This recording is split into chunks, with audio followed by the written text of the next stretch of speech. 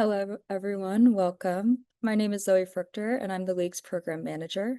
Thank you for joining us at today's Independent Project Spotlight, Here There Be Dragons, Odesa, and Future Station Project.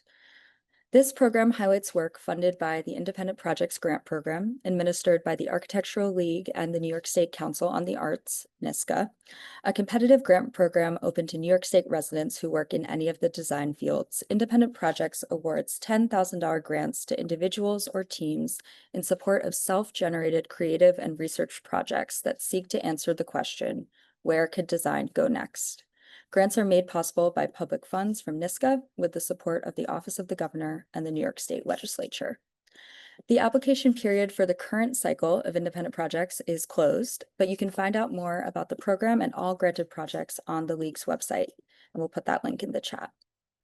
Today's program spotlights two projects, Here There Be Dragons, Odesa by Jess Myers, conducted in New York City for the 2023-24 grant cycle, and the New York State-wide Future Station Projects by Michael Woods, a 2022-23 Independent Projects recipient. In this hour-long event, we'll hear first from Jess about Here There Be Dragons, Odesa, and then Future Station Project from Michael. A discussion with all of the speakers will follow the presentations, which will include time for questions from the audience, moderated by the League's Director of Research and Operations, Billy Kelly. You can input questions using the Q&A feature at the bottom of your screen throughout. Now I'll introduce both speakers. Jess Myers is an urbanist and assistant professor of architecture at Syracuse University, whose research stands at the intersection of urbanism, sound studies, and geography to develop the concept of audio-social space. Her podcast, Here There Be Dragons, takes an in-depth look at the impact of security narratives on urban planning through the eyes of city residents in New York, Paris, Stockholm, and Odessa. Myers has worked in diverse roles within cultural practices, including Bernard Shoemi Architects, the Service Employees International Union, and Massachusetts Institute of Technology. Her writing can be found in the Journal of Architectural Education, Places, Dwell, and the Funambulist magazine, among others. Michael Woods is an architect and filmmaker based in New York City. He teaches a third-year architecture studio on adaptive reuse at the New York City College of Technology, City Tech in Brooklyn, and of course in the Sustainability Master's program at the New York School of Interior Design. Woods has worked at Perkins & Will, Ennead Architects, Raphael Vignoli Architects, and RTKL. With AIA New York, he manages social media for the Design for Risk and Reconstruction Committee to promote resilience and improve our planning and urban design in New York City. Now I'll invite Jess to begin the presentations. Thank you, Zoe. I'm just going to share my screen. Okay. So hopefully you can see that. My name is Jess Myers. My project is called Here There Be Dragons, Odesa. Here There Be Dragons is a podcasting project that I've been working on for about a decade now, which is terrifying to have to say this year over and over again.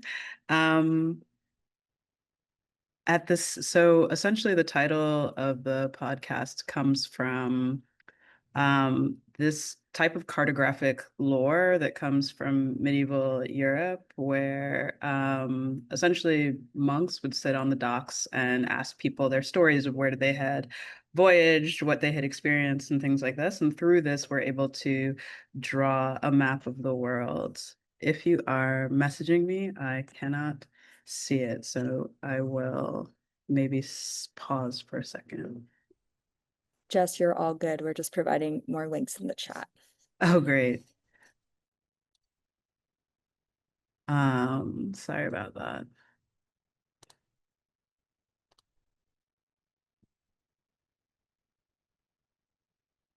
So yeah, essentially this lore, where monks would draw these maps and draw Hicks and Troconis over the areas that were either undiscovered or dangerous. So that phrase means here there be dragons. And I took on this idea of how to build an understanding of a city through resident experiences first. I was thinking about them as this sort of post-occupancy study of urban policy and design decisions, especially ones that are shaped by what I call security narratives, which are these sort of universalized narratives about what is safe and dangerous in urban space that doesn't necessarily take into account individual residents' own experiences with those ideas and how a resident themselves might take on that idea in a very diverse and different ways. So essentially, over the last 10 years, I've had a season on New York, a season on Paris, a season on Stockholm, and also an additional mini series from the Stockholm season.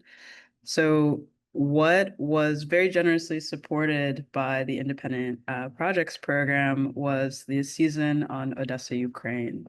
What you're looking at right now, if there are any like research nerds in the audience, is essentially the map of how I follow the coding of my own interviews.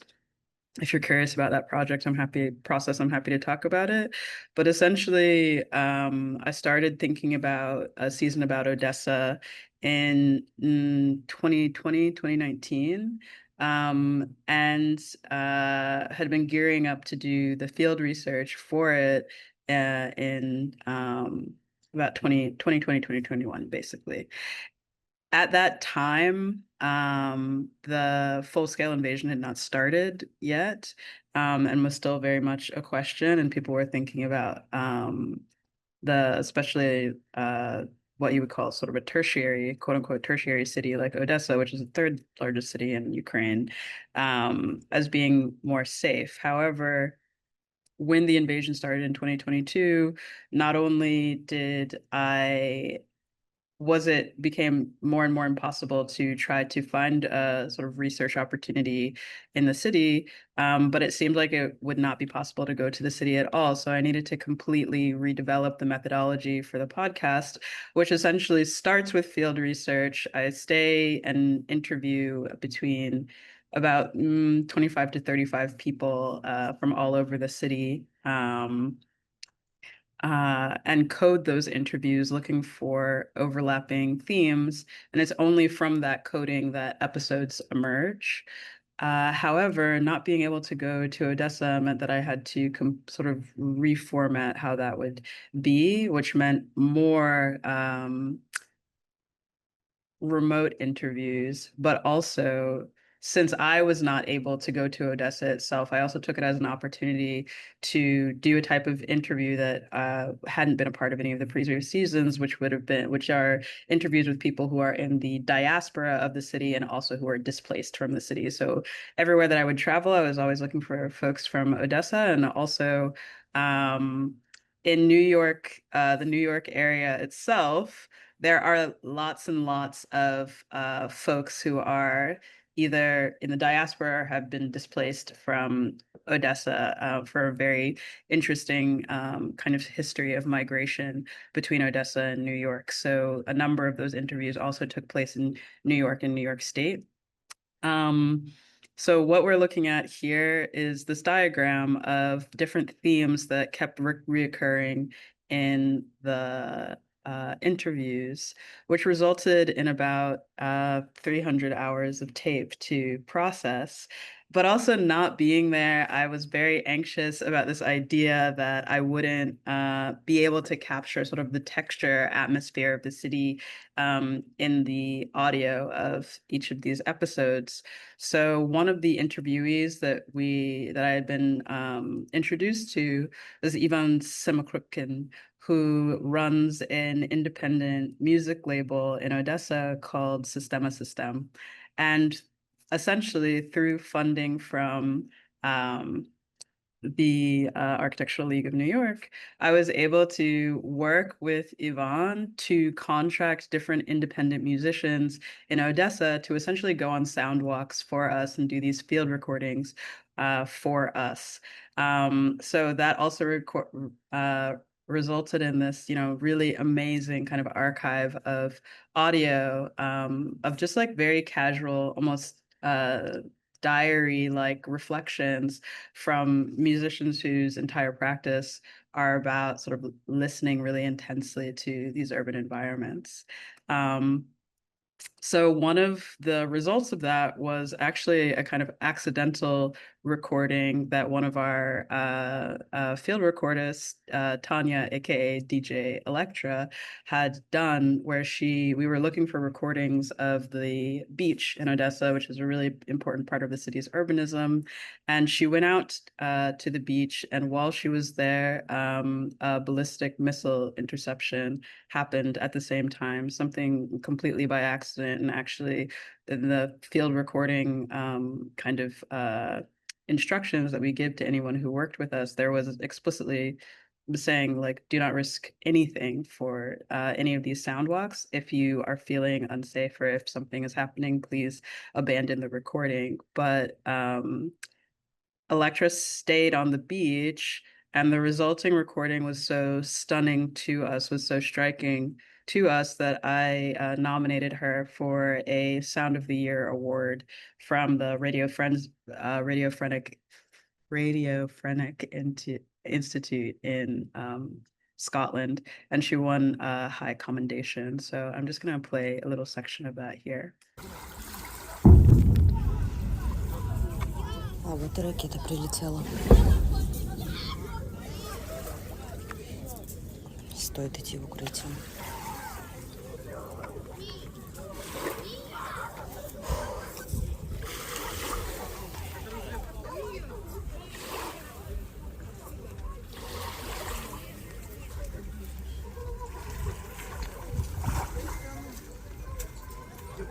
А что это за взрыв?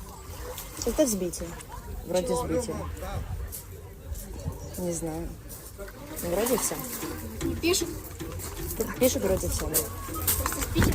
Угу. Не переживай, все нормально.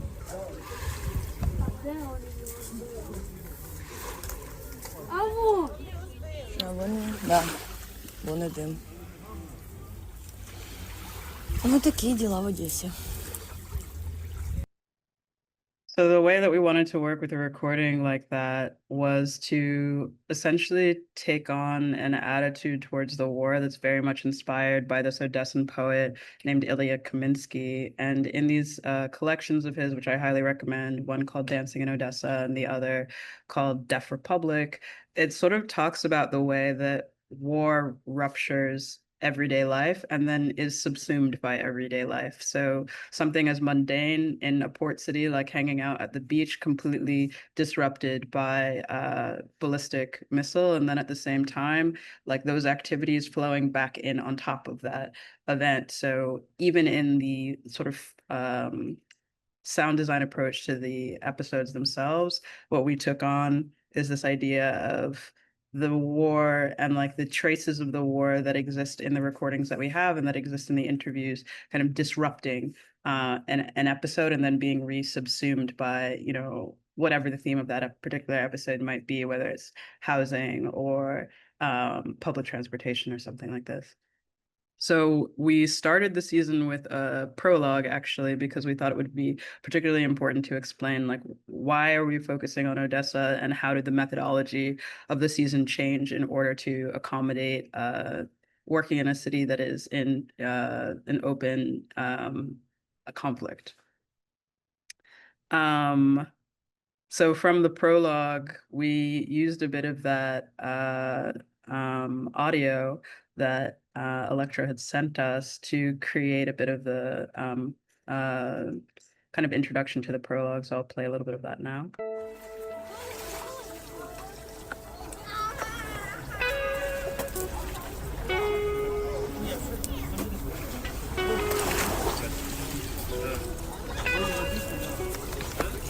Сижу на пляже на море также.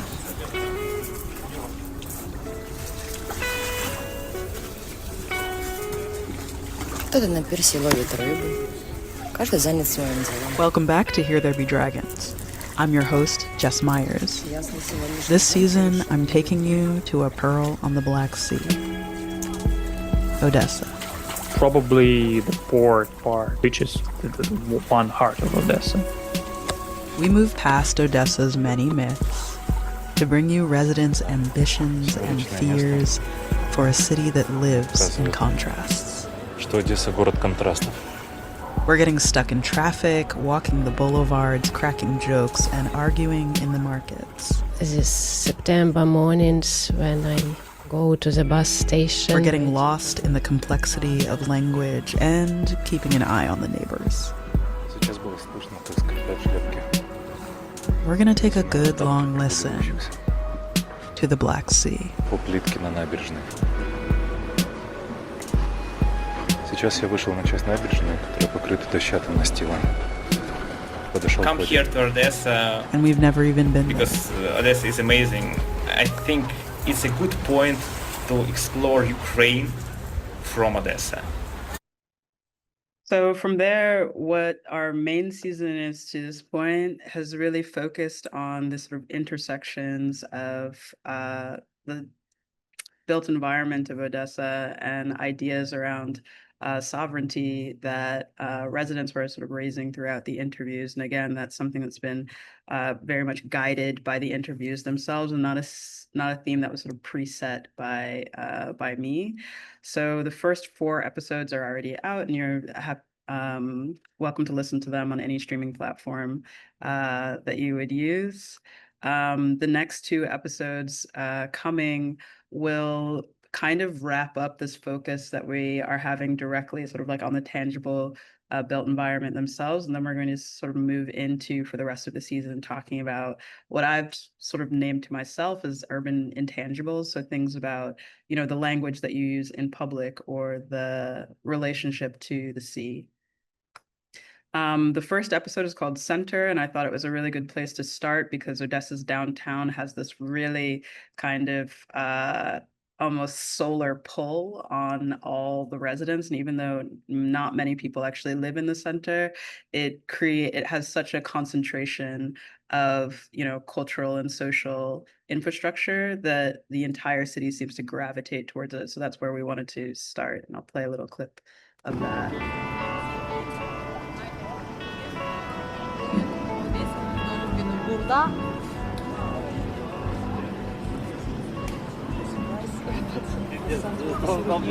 Epicenter, like the physical center of the city. Somewhere, I think, Nevska, Pushkinska, Екатерининska Street, Primorsky Boulevard, Vorontsovsky Palace, and Art Museum that was damaged a few weeks ago. I lived in the center of Odessa. It was close to the seaport, close to the theater, and close to my university.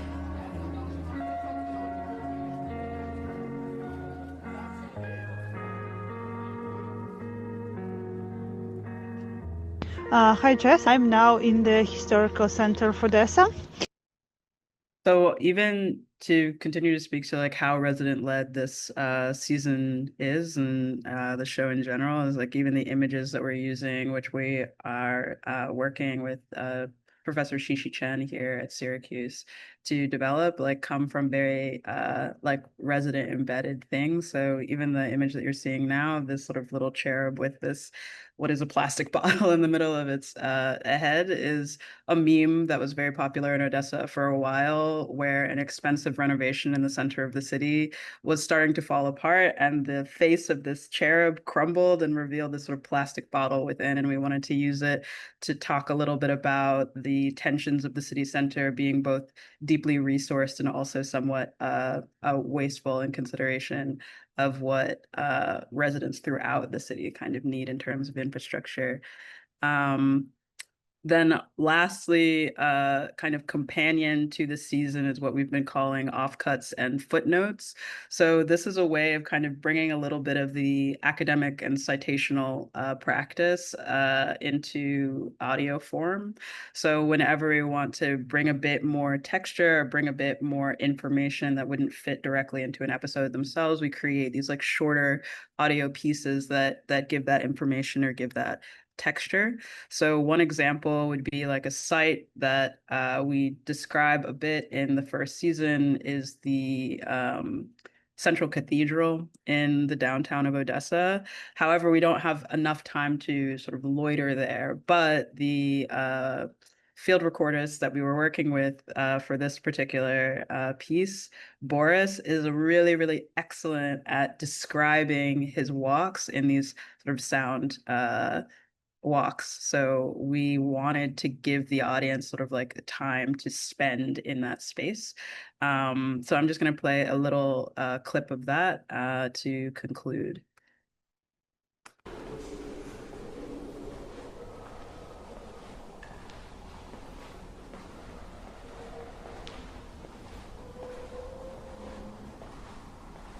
Но больше всего пострадала часть собора. Возле алтаря и сам алтарь. The part of the cathedral near the altar and the altar itself suffered the most. Точнее, алтарь разрушен почти полностью. Вокруг тоже большие повреждения. More precisely, the altar was destroyed almost completely. There was also damage all around.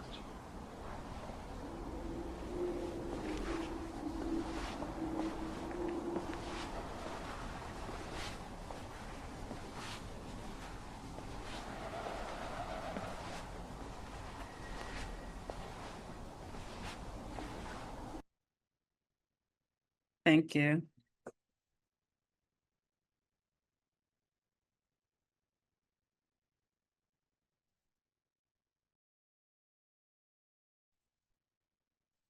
Hey, good afternoon.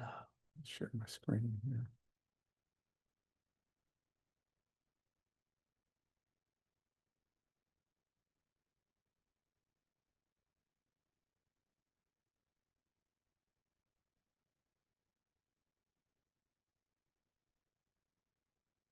Yeah, thanks, everybody. I really appreciate the opportunity to present my project. The Future Station project was funded beginning in 2022. Really appreciate the League and Nishka for their contributions. The project was to reimagine gas stations during the transition to alternative modes of transit and electric vehicles. And so it included the design of 9 prototypes around different sites around New York State, a website, and a film. So why should we care what happens to gas stations? The numbers of gas stations were already declining, and the economic model is changing even before the advent of electric vehicles or other changes. And architects and planners should really help communities imagine the future. So these stations can be part of the next generation of mobility, freight, and resilience networks. Low-income neighborhoods are often in places with heavier truck traffic and air pollution, and there's inequity in car ownership and access to transit that makes mobility more difficult. And then finally, the leaking underground gas tanks can pollute the groundwater if they're not cleaned up. So the goals of the project were to provide some design prototypes in locations around the state to inform the public about the wide range of considerations in the transition, to encourage public investment in transportation alternatives that demonstrated the value of adaptive reuse, and really to make the most of the value of changes to the gas stations. So, well, why create a website and why create a film? So a website can be widely shared, it can be updated, it's a place for images and text and the film. And the film can reach other people who might not find this information in other ways. And it's a really wonderful way of condensed information sharing with images, words, sounds. It makes a very powerful tool for getting the message across. So I'll play a short 2-minute segment of the film. So I'll ask Zoe to, I'll stop sharing and ask Zoe to share her screen here.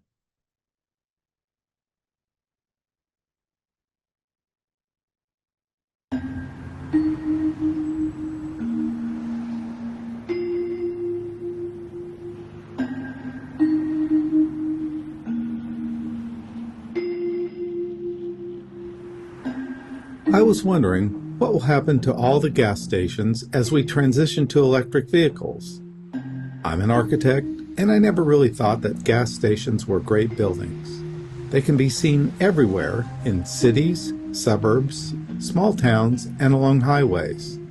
Gas stations are a very visible symbol of our dependence on fossil fuels and the automobile.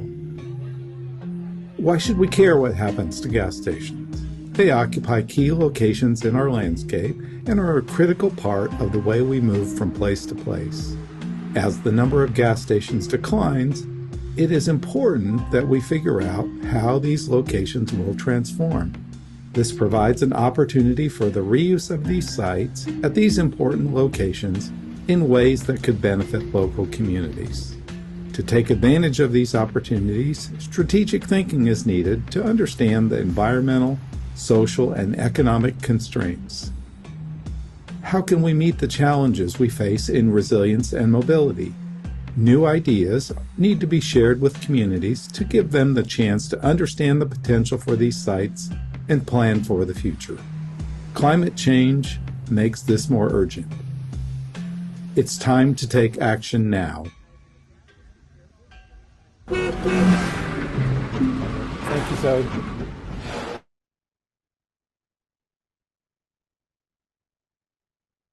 So I developed 9 prototypes around the state. Excuse me, Michael, we're seeing the presenter view, not your slides. If you want to switch the displays. Sorry about that. No worries.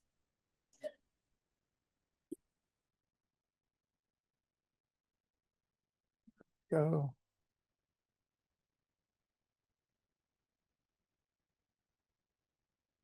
Okay, we're all set.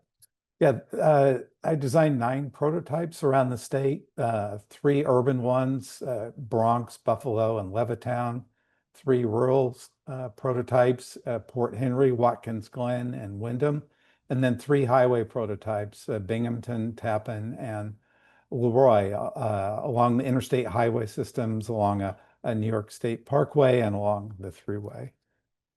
So these stations were developed in a way to look at different kinds of situations and think about how they could be applied to other locations.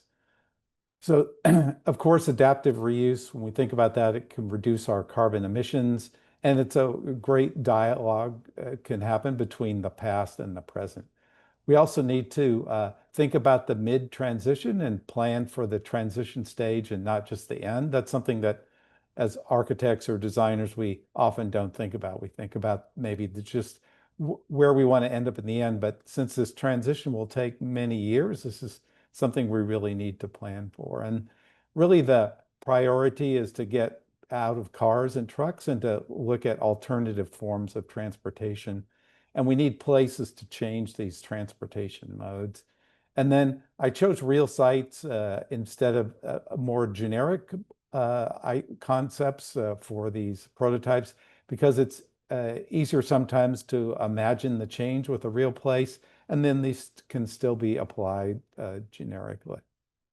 The first one I'll share is from Levittown.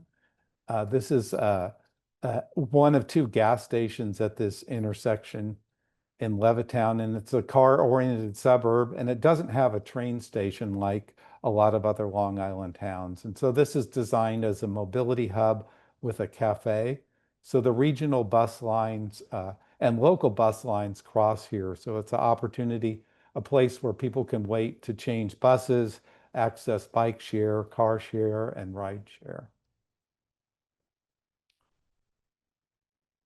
The second prototype I'll share is from the Bronx. This is designed as a micro freight hub. This is a site along the Cross Bronx Expressway where the expressway is below street level and the station isn't visible. The neighborhood suffers with traffic, air pollution, and higher rates of asthma. And the city of New York has a new pilot program to develop micro freight hubs for local deliveries. Here, this is designed as a place to transfer packages to electric trucks and cargo bikes. It has a sorting garage, a worker lounge, and parcel lockers. as well as charging stations. The next one is a highway station in Binghamton, and this is at the intersection of two interstate highways that's used really presently for car and truck refueling, and it's typical of many of these along interstate highways. It's really not a pleasant place to be. It has gas pumps, a fast food restaurant, and a convenience store. And so this design was for what I'd call the mid-transition and intermediate stage that provides for more electrical charging of cars and trucks, as well as places for people to maybe engage nature a little bit more. The city owns an adjacent pond that's used for rainwater detention, and it's a place where we can make a better connection with nature for those that are waiting longer to charge their vehicles. We often think of places along the highway, rest stops that maybe have a really nice connection to nature, that are a place where we can have a picnic or take a rest during our journey. So this was designed to be more in that direction. And then finally, the last station is a resilience hub in Buffalo. And this is a station that closed a while back, and it lies on a site between a couple of neighborhoods. And it's a place where some bus lines cross. And so this resilience hub provides an opportunity to serve the local community in their day-to-day life, as well as during emergencies. So as part of the project, I reached out to the Clean Cities Coalition. They have over 100 members around the country, with questions, and then ultimately with the project, and then over 200 different nonprofits and related businesses, and a lot of them helped in the development of the project as well. I also reached out to the press, newspapers, magazines, and websites, and was fortunate enough to be featured in the spring issue of Metropolis magazine in 2024 and online. And want to really thank the League and Nitschke for their help on this. A lot of friends and family, and especially Matthew Kime, who provided the original music and sound design that was so important to the film. Thank you.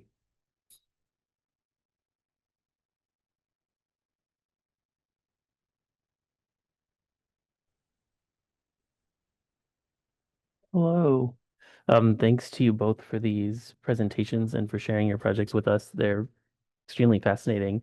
My first question is about the concept of sustainability.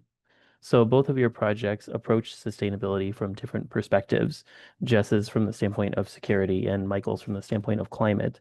And I'd be interested to hear you both comment on your understandings of sustainability as they relate to the built environment, and how these ideas move through your work, and how your projects might invite us to rethink our ideas of sustainability in design.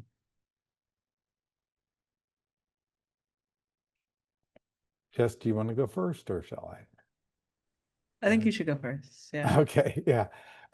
That's obviously an important part of my project. I think that as I did the research and learned more about that, I really wanted to focus on adaptive reuse. There's so many advantages to that, and often these kind of places are quickly demolished, but there's a lot of ways to use them, and these are really important sites where we can think about as we hopefully can transition away from gas-powered vehicles and encourage alternative forms of transit, that these would be really important sites for us to take advantage of.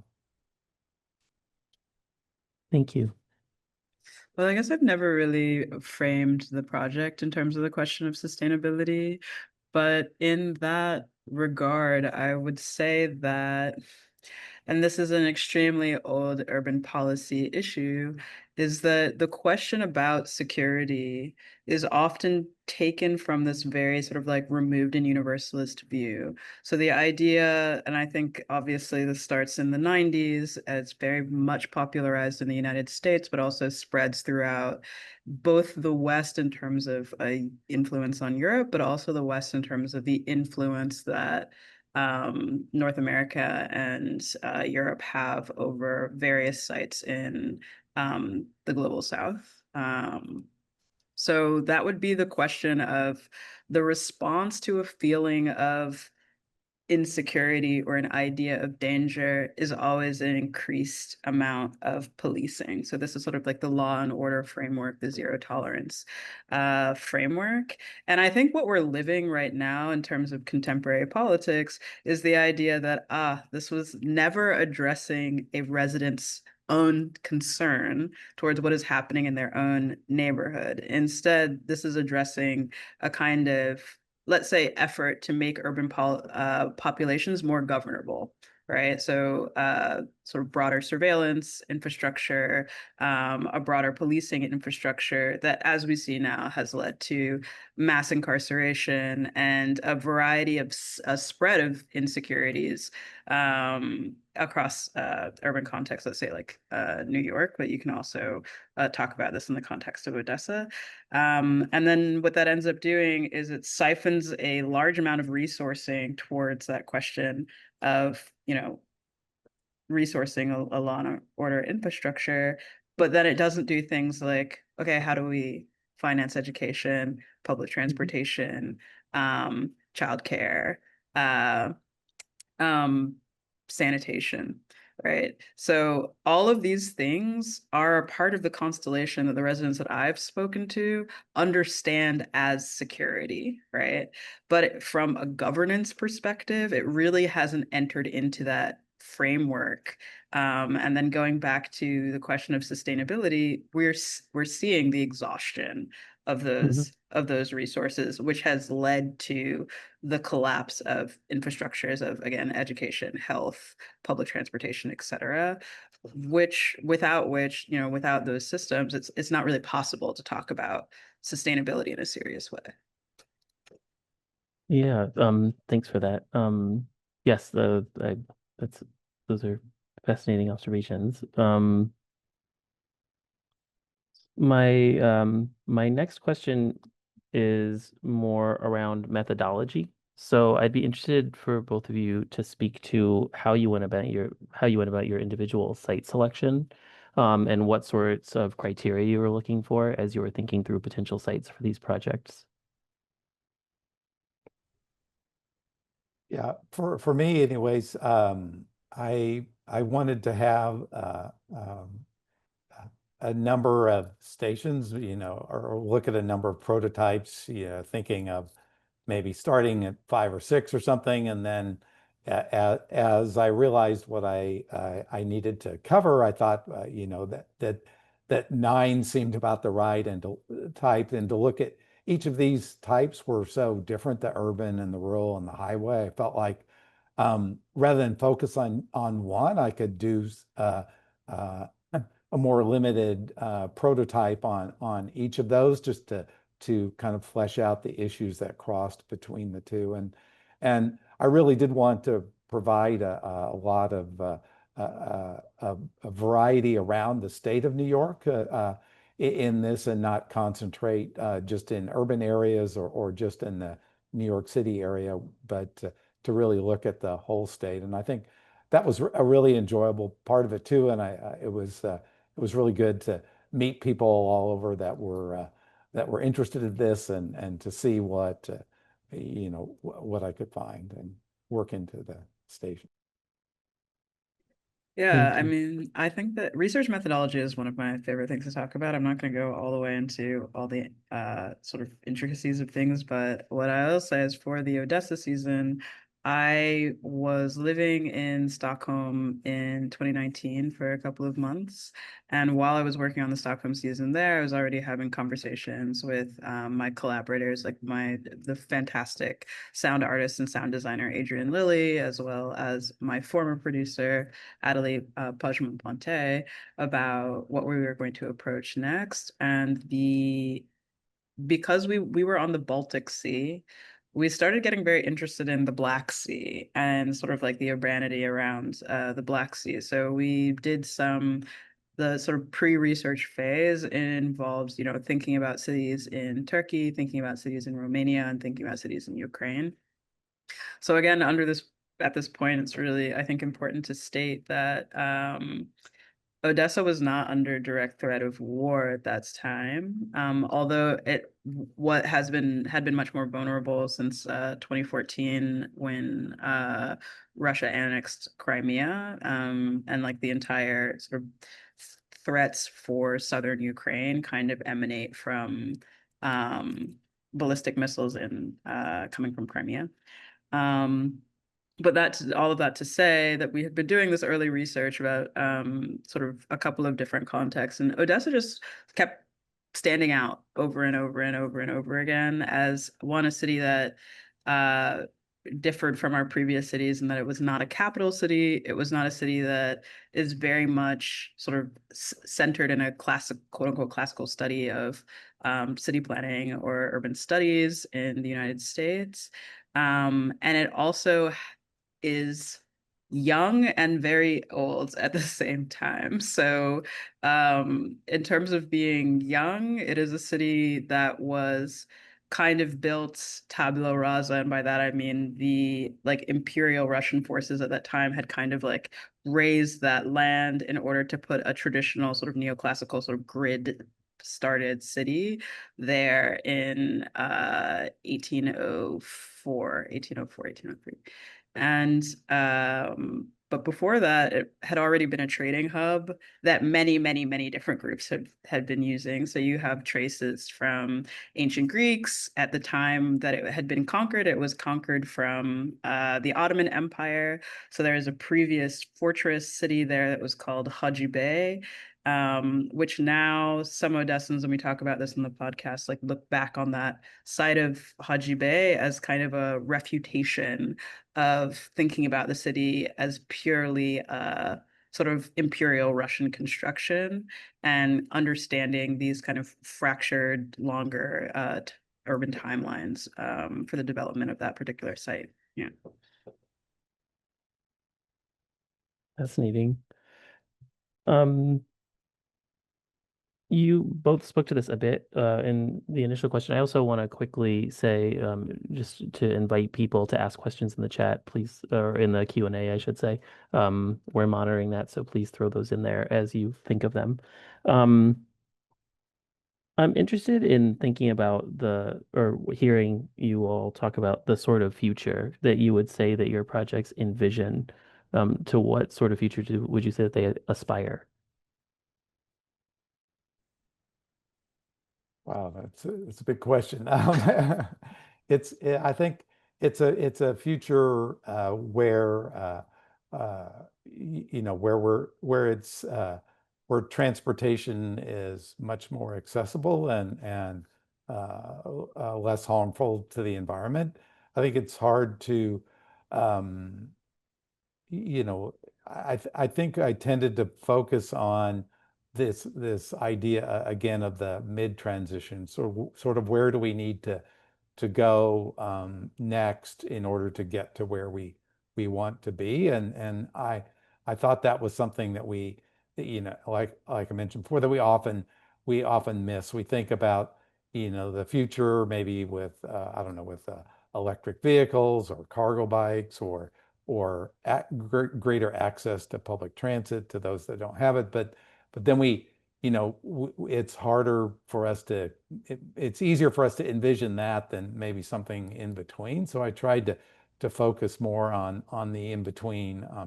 Certainly I can, envision a future, like that ultimately, but focus more on maybe more on the practical side of the the in-between, and how we, what steps can we take to get there. I think for me, the way that the season is set up, particularly this season, it's like really because of the support that I received, was able to like really wrestle with sound in a very different way. But what we're hoping that people take from the season is to begin to think about the scale at which we consider the narrative of cities. Often it's very easy to make these kinds of universalist abstractions out of cities by saying something like, oh, the entirety of Odessa is criminal, which is one reputation that the city has, both in a cultural way, like a literary concept of Odessa, but also in sort of a kind of the reputation it has in relation to the rest of Ukraine. However, if you instead of taking that on as a abstraction of the city and are able to develop a curiosity about what are the experiences of residents of this place, right, it becomes more difficult to be like persuaded by or fall into these knee-jerk shorthand understandings of urban space where those stories have been very powerful in determining kind of the policy trajectories of cities where resources get distributed based on these like reputational questions as opposed to what is significant to residents on the ground and what they themselves have asked for and organized around. So this is why I don't set the themes of the episodes in advance. Very easily I could imagine from the pre-research about Odessa is like, oh, we're going to talk about criminality, and we're going to talk about the period, the very rough period of the 90s. We're going to like that kind of thing. But when I get into actually doing the process of the interviews, the way that people contextualize these moments for themselves is very, very different. So in the terms of like Odessa's criminal reputation, it turned into this question of, okay, let's look at the neighborhood of Moldovanka, right? And then let's look at this trajectory of like Jewish heritage that like flowed through that space. And all of those became, that sort of narrative order of operations became extremely necessary to even begin to understand, like, why does the city have a quote unquote reputation for being criminal, or a reputation for being what some people would just say is like wild, right? And how can we break that down in a way that has, these historical threads, but also has these extremely like social and cultural threads that have a sincere significance to people who live there. Yeah. Thinking about this question of like a you know repurposing that is, and reconceptualizing in ways that are resident focused or community based. I'm curious about questions of adaptability. So both of you worked in or research structures and spaces that were designed for particular moments and modes of use. So thinking about socialist housing blocks in Odessa, and now these structures and spaces, and obviously gas stations, of course, and now where these structures and spaces are being adapted and repurposed to exist in very different contexts, from where they originally intended, different economic contexts and different climate contexts. And so I'm wondering what you all would say about how architects and designers can consider adaptability in the context of these sorts of marked changes in economic modalities or purpose. I think for gas stations, I think it's and other similar more utilitarian buildings. I think it's important for us to remember kind of where we came from and what happened in the past. And so even if some of these might be a little bit better or more interesting architecturally or better suited to their new use. I think that as a entirely new building, I think it's important for us to remember where we came from, and that our built environment is a big part of that. So I think wherever we can, not only for the saving embodied carbon or other environmental reasons, I think it's really important to leave traces of the history, and that helps us all think about where we came from, maybe at some point in the future where there aren't gas-powered vehicles or something like that, for us to just remember that, and remember that we came from there to where we are now, I think is a really important thing.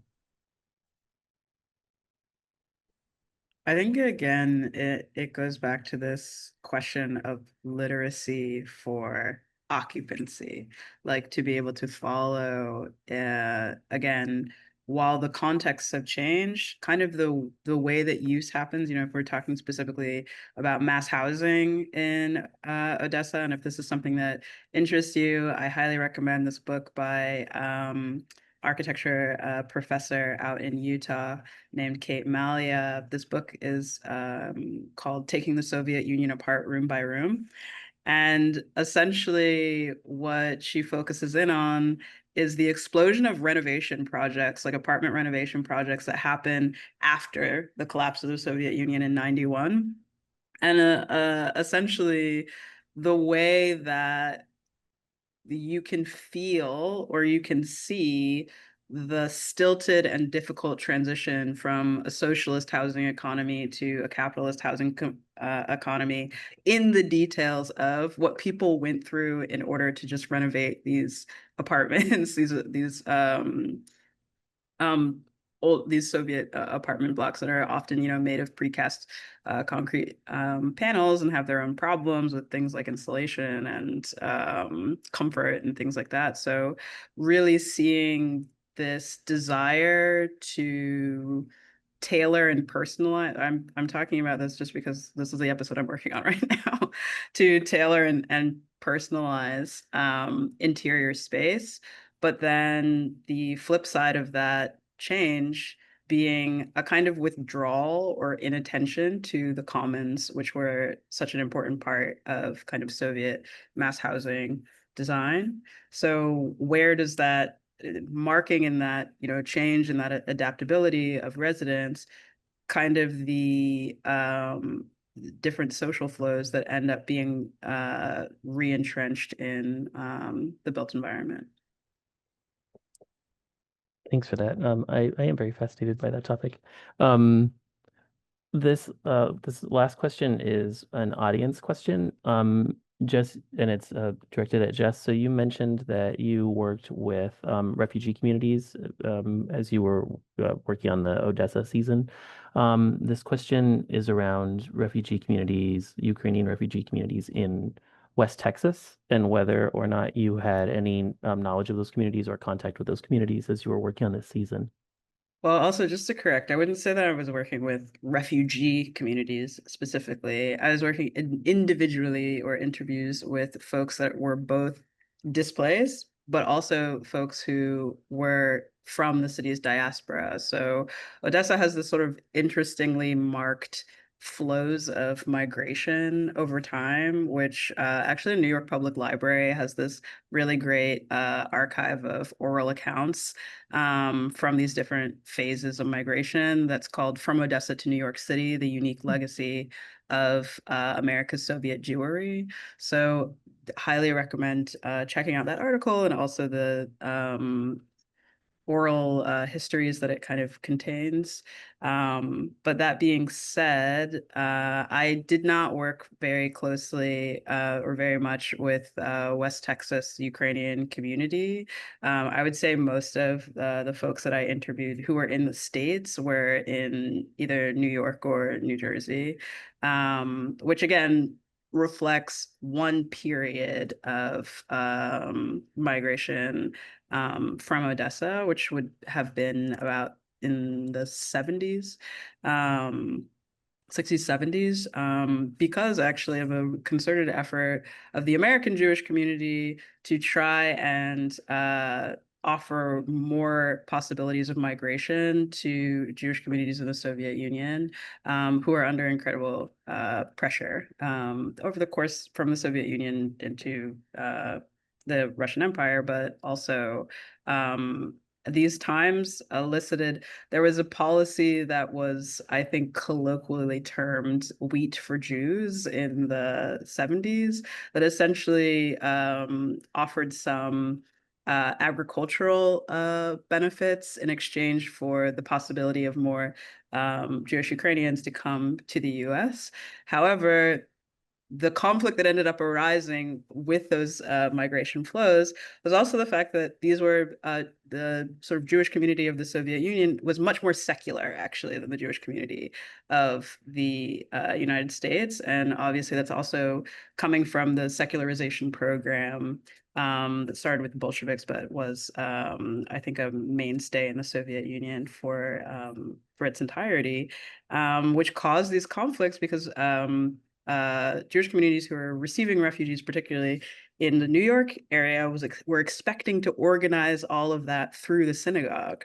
And we're also finding that recent Jewish refugees were not interested in that necessarily. So I think that those details are particularly interesting. More recent flows of Ukrainian refugees in general had I think, took in a broader territory in the United States because of the types of resettlement programs that were available and existing communities as well. So while I did not work with the West Texas Ukrainian community, I do think that the particular sort of timestamps of those migratory flows have been particularly interesting in terms of the research that I did for the season, and also hopefully for the response and folks who become interested in the season moving forward, because we really encourage people to send us questions to the podcast itself, because you can end up in one of the offcuts, or you can end up in the last, usually the last episode of the season, where we take a lot of audience questions. So if that's interesting to you, please send us a quick voice message. Thank you. Yeah, and I think we're going to wrap up for this event, but I encourage everyone to go to the webpage for this event and put that link in the chat, and both watch Michael's full film for a Future Station project, and also listen to Here There Be Dragons seasons 1 through 4 and going forward for both of these projects. So thank you both for taking the time to present to us, and we look forward to hearing more from each of you in the future. Thank All right. you. Thank you, everybody. Take care.